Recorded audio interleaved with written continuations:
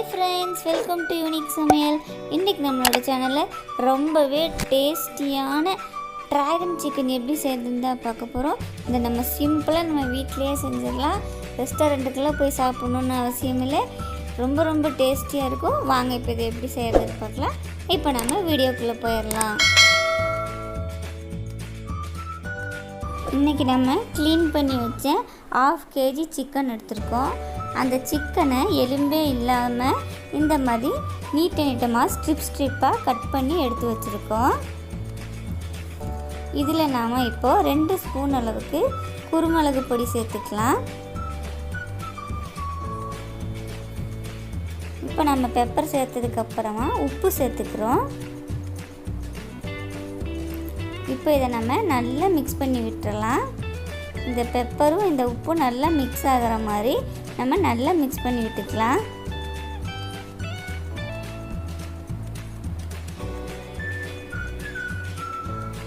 இது கூடவே 1 ஸ்பூன் அளவுக்கு இஞ்சி பூண்டு பேஸ்ட்டு சேர்த்துக்கலாம்.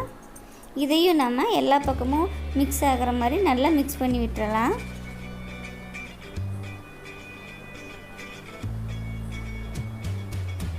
இப்போது இது கூடவே நம்ம 2 ஸ்பூன் அளவுக்கு மைதா சேர்த்துக்கலாம்.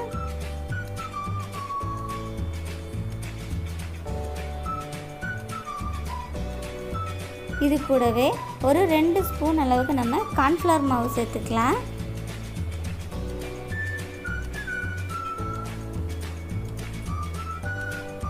ஒரு 1/2 ஸ்பூன் அளவுக்கு இது கூட நம்ம பேக்கிங் பவுடர் சேர்த்துக்கலாம்.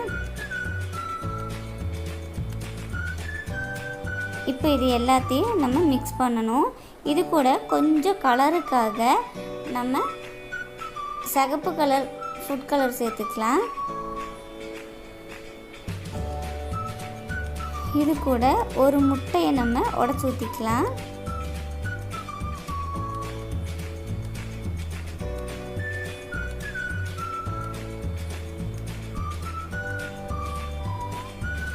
இப்போ இது எல்லாத்தையும் நம்ம நல்லா மிக்ஸ் பண்ணி விட்டுறலாம். இப்போ நம்ம போட்ட எல்லா பொருளும் இந்த சிக்கனில் எல்லா பக்கமும் கோட்டிங் ஆகிற மாதிரி நல்லா மிக்ஸ் ஆயிடுச்சு. இதை ஒரு மூடி போட்டு ஒரு 10 நிமிஷத்துக்கு இதை நல்லா ஊறுறதுக்காக அப்படியே நம்ம விட்டுறலாம். அடுத்ததாக நம்ம அடுப்பில் ஒரு கடாய் வச்சு எண்ணெயை ஊற்றிக்கலாம். எண்ணெய் நல்லா சூடானதும் 10 நிமிஷம் நம்ம ஊற வச்சுருந்த அந்த சிக்கன் பீசஸை இதில் போட்டு நம்ம நல்லா ஃப்ரை பண்ணி எடுத்துக்கலாம். இது எலும்பே இல்லாததுனால இது போட்டதுமே சீக்கிரமாகவே வெந்துடும். ரொம்ப நேரம் வைக்கணும்னு அவசியம் கிடையாது.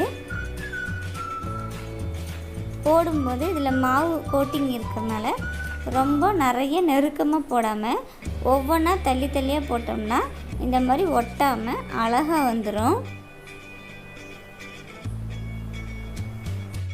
இந்த சிக்கன் கலர் மாதிரி பிளாக் ஆகிற அளவுக்குலாம் வைக்கக்கூடாது. நல்லா ஒரு கோல்டன் கலர் வந்ததுமே இதை நம்ம எடுத்துடணும். இப்போ இது நல்லா ஃப்ரை ஆகி நல்லா மொறுன்னு ஆயிடுச்சு. இந்த ஸ்டேஜில் இப்போ இதை நம்ம எடுத்துக்கலாம். எண்ணெயை நல்லா வடிச்சிட்டு இப்போ இதை நம்ம தனியாக ஒரு பிளேட்டில் எடுத்து வச்சுக்கலாம். இதே மாதிரியே நம்ம மிக்ஸ் பண்ணி வச்சுருக்க எல்லா சிக்கனையுமே நம்ம ஃப்ரை பண்ணி எடுத்துக்கலாம்.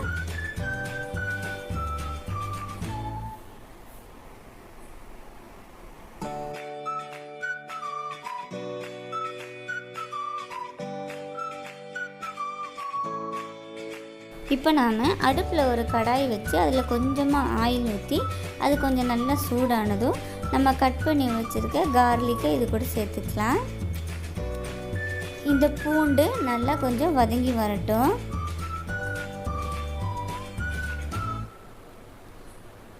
இந்த பூண்டு கொஞ்சம் நல்லா ஆயிலில் ஃப்ரை ஆகி வந்ததும் நம்ம எடுத்து வச்சுருக்கக்கூடிய வரமிளகாவை இது கூட சேர்த்துக்கலாம்.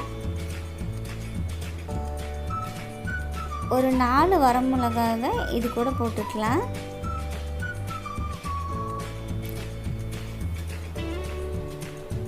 இப்போ இதை நல்லா கொஞ்சம் வதக்கி விட்டுறலாம்.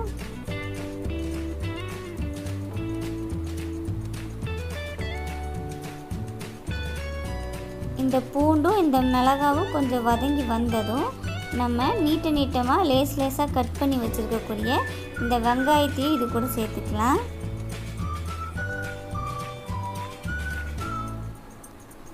இந்த பெரிய வெங்காயம் நல்லா கோல்டன் ப்ரௌன் ஆகிற வரைக்கும் நம்ம இதை நல்லா வதக்கி எடுத்துக்கலாம்.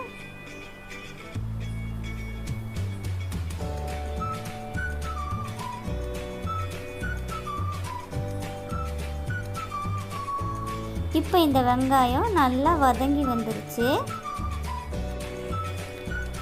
இப்போ நாம் இது கூடவே ஒரு 3 ஸ்பூன் அளவுக்கு டொமேட்டோ சாஸ் சேர்த்துக்கலாம்.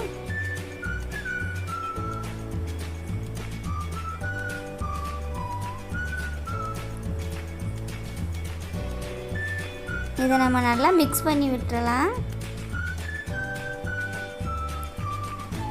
அடுத்ததாக நம்ம இது கூடயே ஒரு 2 ஸ்பூன் அளவுக்கு சோயா சாஸ் சேர்த்துக்கலாம்.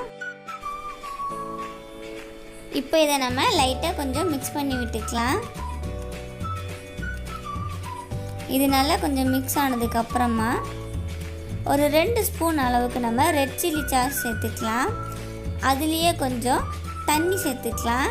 இப்போது இதை கொஞ்சம் கொதித்து வரும்போது ஒரு அரை ஸ்பூன் அளவுக்கு நம்ம பெப்பர் சேர்த்துக்கலாம். இது கூடவே இந்த கிரேவிக்கு தேவையான அளவுக்கு உப்பு சேர்த்துக்கலாம். இப்போ நாம் கட் பண்ணி வச்சுருக்க இந்த குடமிளகாவை சேர்த்துக்கலாம். எங்கிட்ட க்ரீன் கலர் மட்டும் இருக்கனால நான் க்ரீன் கலர் மட்டும் ஆட் பண்ணியிருக்கேன். உங்கள்கிட்ட ரெட் எல்லோ கலர் இருந்தாலும் நீங்கள் ஆட் பண்ணிக்கோங்க. அது பார்க்குறதுக்கு ரொம்ப அழகாக இருக்கும். இப்போ நம்ம ஃப்ரை பண்ணி வச்சுருந்த இந்த சிக்கனை இது கூட சேர்த்துக்கலாம். இப்போ இந்த சிக்கனில் நம்ம சேர்த்த மற்ற எல்லா மசாலாவும் நல்லா மிக்ஸ் ஆகிற மாதிரி நல்லா மிக்ஸ் பண்ணி விட்டுறலாம். ஒரு 2 நிமிஷத்துக்கு இந்த சிக்கனை இந்த கிரேவியில் இப்படியே இருக்கிற மாதிரி நம்ம நல்லா மிக்ஸ் பண்ணிக்கலாம். இப்போ நம்ம ஏற்கனவே முந்திரி பருப்பை தனியாக எடுத்து நம்ம ஃப்ரை பண்ணி வச்சுருக்கோம். லாஸ்ட்டில் நம்ம சர்வ் பண்ணும்போது அந்த முந்திரி பருப்பை இது மேலே தூவி கொடுத்துக்கலாம். நிமிஷம் ஆயிடுச்சு. அந்த சிக்கன் ஃபுல்லாக அந்த கிரேவியெல்லாம் அப்சர்வ் பண்ணி நல்ல மாய்ஸ்சராக ஆயிடுச்சு. இப்போ நம்ம ஸ்டவ் ஆஃப் பண்ணியாச்சு. இந்த நேரத்தில் லாஸ்ட்டாக நம்ம ஒரு 1/4 ஸ்பூனுக்கும் கம்மியாக கொஞ்சமாக சுகர் சேர்த்துக்கலாம். இதோட எல்லா டேஸ்ட்டையும் இந்த இத்தினோண்டு சுகர் நல்லா ஹைலைட் பண்ணி காட்டும். அதுக்காக தான் நம்ம இதை சேர்த்துறோம். இப்போ இதை நம்ம நல்லா மிக்ஸ் பண்ணி விட்டுட்டு ஸ்டவ்வை ஆஃப் பண்ணிடலாம். இதுக்கப்புறமா நம்ம கட் பண்ணி வச்சுருக்க கொத்தமல்லி இலைகளை இது மேலே நல்லா தூவி விட்டுறலாம்.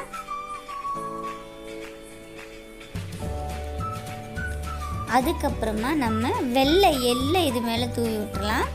இது டேஸ்ட்டாகவும் இருக்கும், மணமாகவும் இருக்கும், பார்க்குறக்கு ஒரு நல்ல டெக்கரேஷன் பொருளாகவும் இருக்கும், பார்க்குறக்கே ரொம்பவே அட்ராக்டிவாக இருக்கும். ஒரு 2 ஸ்பூன் அளவுக்கு நம்ம இந்த வெள்ளை எள்ளை தூவி விட்டுறலாம்.